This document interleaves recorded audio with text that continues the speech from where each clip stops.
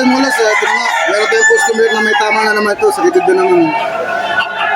Ito lang discard ito mga lods. Para sumulit, gumaling. Bali dalawang litid lang naman yan naputol.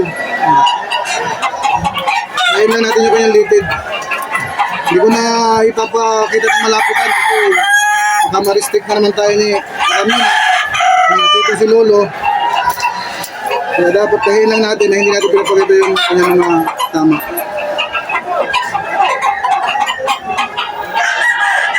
Bali ano lang to, mga 3 tahi o 2 tahi lang.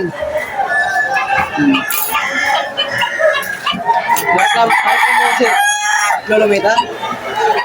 Yung magreklamo naman. Bali 2 tahi dun sa pinakailalim niya. 2 tahi sa pinakailalim niya tapos isang tahi na sa taas. Parang pala may palungi, di pinalungan lugaw. Tapos meron pa tayong ilalagay dito na ano, yung ating pinaka-sikretong malupit Diretso na yung isang tadi, tanggal na yung so. na ngayon nyo lang makikita. Sumulustahin na natin yung kanyang ano, balat. Tapos lalagyan natin siya mamaya ng brace. Papakita ko sa inyo kung paano ko lagyan ng brace para hindi siya mahiknat, hindi mapunit yung kanyang tahi. So mga lods, bali isang tahi na lang sa kanyang balat. Tapos lalagyan na natin siya ng kanyang ano, brace. Dapat mga lods, gawa natin ang paraan kung paano makarecover yung mga manok natin na yung mga customer. Para hindi magsawa magpagamot sa atin yung mga suki natin. Kaya lagi akong may mga balo na magamit ng kompleto.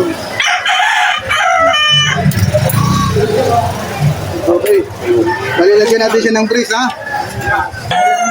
So yun mula, ito na yung sinasabi ko pala na ano, na lalagyan natin ito sa kanyang paa. Kaya lang, wala tayong mainit na tubig para mapasok natin. Walang gagawin natin mga lusbala, lalagyan natin siya ng tela para hindi masugatan yung kanyang ano, paa. Kasi pwede siyang magasgasan ng ano, ng ating fiber.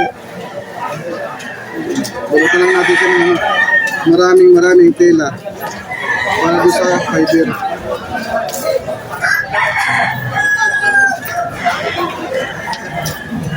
Tapos pwede natin lagay ito para lagi lang yung naka-straight yung kanyang paa. Kaya ilalagay na pala natin ano, electrical tape na lang kasi yung ano natin ay madaling maputol yung ating double tape. Ganyan lang gagawin natin.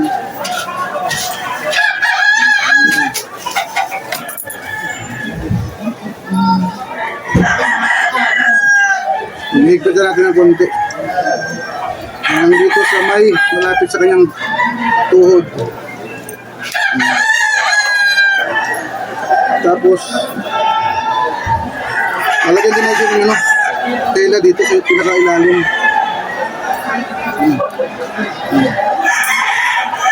Para hindi masugatan yung kanyang hita. Tapos lalagyan ko rin natin siya ng tape. Yun lang. Yun lang kasi ito mga logs yung ating DIY sa ating yung manok na ginagamit. Ang purpose nga pala ito mga logs para hindi siya makagalaw o hindi magalaw yung kanyang yung tama sakitid. Kasi pag gumalaw siya ng ganito, may tendency na maputol ulit yung tahi natin. Kaya nilalagyan natin siya ng brace na ganito. Para lagi lang siyang unat. Ano, ganyan, unat. Sakit. Kasi pag gumalaw siya ng ganyan, ipuputol yung kanyang tahi. Dudugo ulit. Hindi makaka-recover, hindi gagaling. Sana may bago kayo natutunan mga lods, mga followers natin dyan. Thank you for watching.